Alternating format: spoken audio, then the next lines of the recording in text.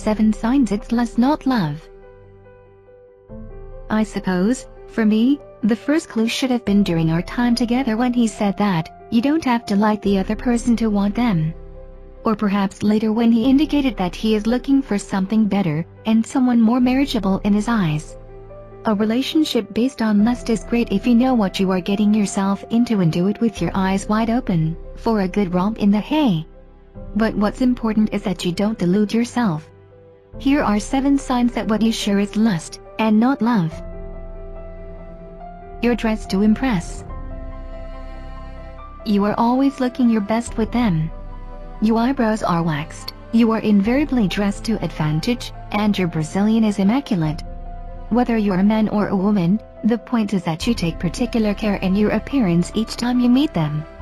In a relationship that is based on more than just the superficial, you and your partner wouldn't care if your hair wasn't perfect someday because your relationship is much more than all that lies outside.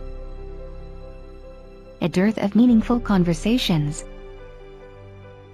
When you're in love, and I mean well and truly in love, you are comfortable with your partner and all that they are.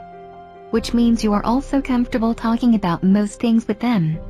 Your partner is your friend, unlike lust, in which case friendship and the meaningful conversations that come with it are lacking. Conversations making up your problems, your hopes, your dreams, and your life in general are missing from your interactions. They look like sin.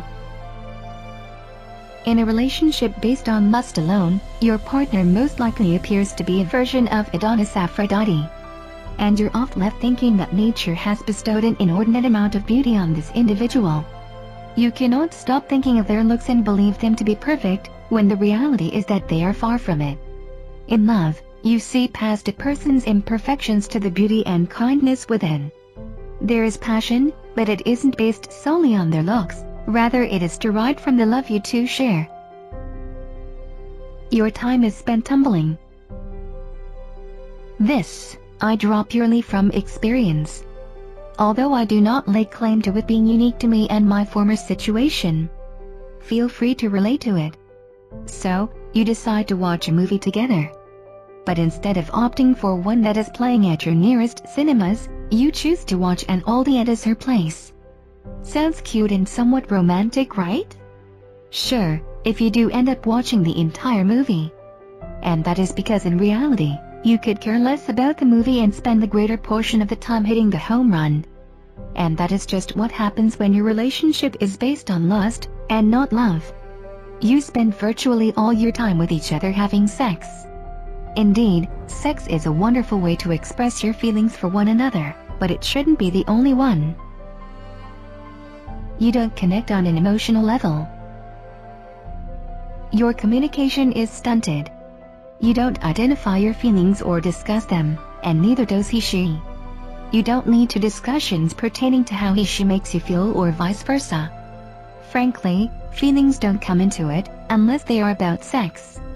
When you connect with someone on an emotional level, you draw comfort from silence.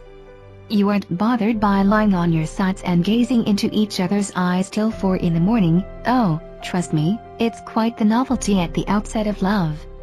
But the fact that silences are awkward, and your communication is based solely on sex and which bit you enjoyed most should be a neon sign screaming it's pure lust.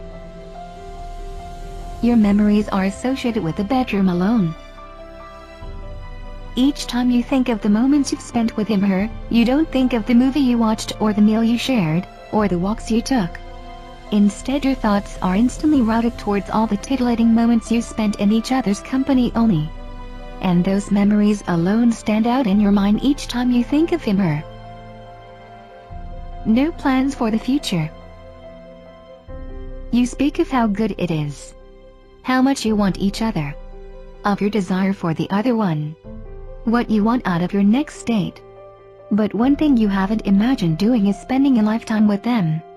If the thought of marriage, children, joint accounts, shared sleepless nights changing diapers, vacations taken together among several others of a similar nature come to your mind over time when you think of them, then you can be assured that this is perhaps more than just pure lust.